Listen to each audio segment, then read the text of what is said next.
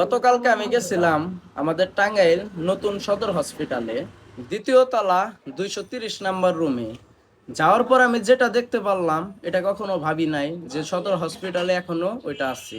So যাওয়ার পরে দেখলাম মোটামুটি 20 থেকে 30 জন লোকের সিরিয়াল রয়েছে। আমি আর কি করব, পরবর্তীতে ওই সিরিয়ালের পিছনে দাঁড়ায় গেলাম। তো পরে চিন্তা ভাবনা করে দেখলাম সিরিয়াল একটু আগাইতেছে না। পরে সামনে যেয়ে দেখলাম যে আউট সিরিয়ালের লোক ঢুকাইতেছে। তো ঢুকানোর পরে আমি তারপরেও দাঁড়ায় রইলাম, কিছু বললাম না। যাওয়ার পরে অনেকক্ষণ ওয়েট করার পরে, মোটামুটি 3 ঘন্টা ওয়েট করার পরে ভিতরে গেলাম অনেক সাধনার পর। যাওয়ার পরে দেখতে পারলাম যে ডাক্তার আমারে দেখলো, সর্বোচ্চ 30 সেকেন্ড দেখছে। দেখার পরে আহ আমার পাশে আরেকটা লোক ছিল, তারে কিছু বলে না। আমার সে দেখতেছে আর সে ওষুধ লিখতেছে, তারেও কিছু বলতেছে না। তারপরে আমার ওই 30 সেকেন্ড দেখে আমার বের করে দিল। দেওয়ার পরে আমার যে স্লিপটা থাকে এই স্লিপটা আমাকে আর দিল না। তো ওই স্লিপটা না দেওয়ার কারণে আমি বাইরে ওয়েট করতেছিলাম।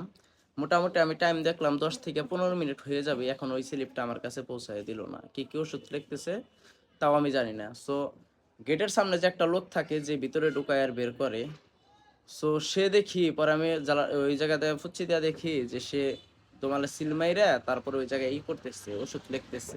সেও সে ওষুধ লেখা দিতেছে। তাহলে আমি এটা বুঝলাম না, ডাক্তার একজন দেখে ডাক্তারে আর ওষুধ লেখে চামচায়, বিষয়টা কেমন হয়ে গেল না? তো মনে একটু সন্দেহ লাগলো, তার জন্য তার সাথে আমি একটু রাগারাগি করছি যে এত টাইম লাগে কেন। যখন আমার দেখবে সাথে সাথে আমাকে জিজ্ঞাসা করে ওষুধ সে লেখা দিবে, তাই না? আমি তো এটাই জানি, কিন্তু সে ওই রকম করে না। আমার মনে সন্দেহ থাকার কারণে আমি ওই জায়গা থেকে রাগ কইরা ওই স্লিপটা ছিঁড়ে ওই জায়গায় চেঙ্গাতে ফালাই চলে আসছি।